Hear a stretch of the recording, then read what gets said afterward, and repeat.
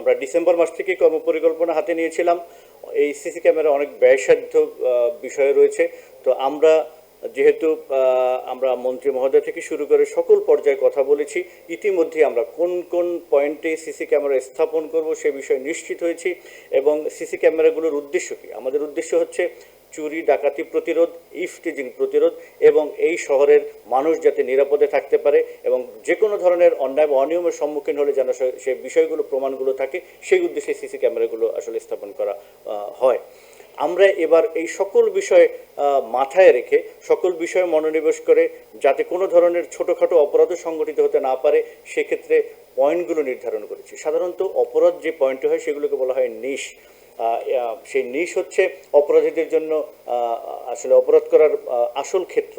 তো নিশ বলতে কোন জায়গাটা বোঝায়, যেমন সন্ধ্যার পরে যে জায়গাগুলো একটু অন্ধকারাচ্ছন্ন থাকবে, একটু সাধারণত কম চলাচল থাকে, লোকজনের চলাচল কম থাকে, সেই জায়গাগুলোকে আমরা মাথায় রেখে ওই জায়গাগুলোতে যেন কোনো ছোটো ধরনের অপরাধ না ঘটে। এবং একই সাথে শহরের পাশে শহরতলি যে জায়গাটা রয়েছে, শহরতলিতে যাতে কেউ কোনো অপরাধ করতে না পারে। এখান থেকে বিভিন্ন আশেপাশের এলাকা থেকে মানুষ যখন কোনো কিছু কেনাকাটা করতে আসে বা ব্যবসা বাণিজ্য করতে আসে, তারা যাতে নিশ্চিন্তে নির্বিঘ্নে এবং নিরাপত্তার সাথে যেতে পারে, সেই বিষয়গুলো মাথায় রেখে আমরা গত যে সিসি ক্যামেরাগুলো স্থাপন করা হয়েছিল তার চেয়ে অনেক বেশি ক্যামেরা স্থাপনের দিকে মনোনিবেশ করেছি।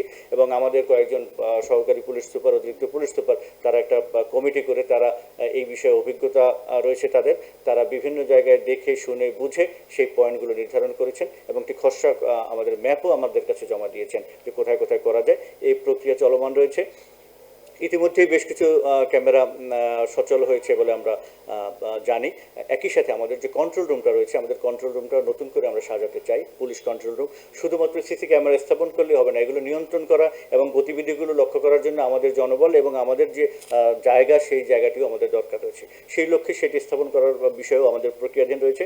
আমরা সকলের সহযোগিতার মাধ্যমে একটা চমৎকারভাবে এই সিসিটিভির যে সুফল, সেই সুফলটা যাতে জনগণে দিতে পারি, এজন্য আমরা কাজ শুরু করেছি এবং আশা করি আমরা অনেক দূর এগিয়ে গিয়েছি এবং আমরা সফলভাবে আপনাদেরকে সিরাজগঞ্জবাসীকে আমরা এর একটা ভালো কিছু উপহার দিতে পারবো ইনশাআল্লাহ।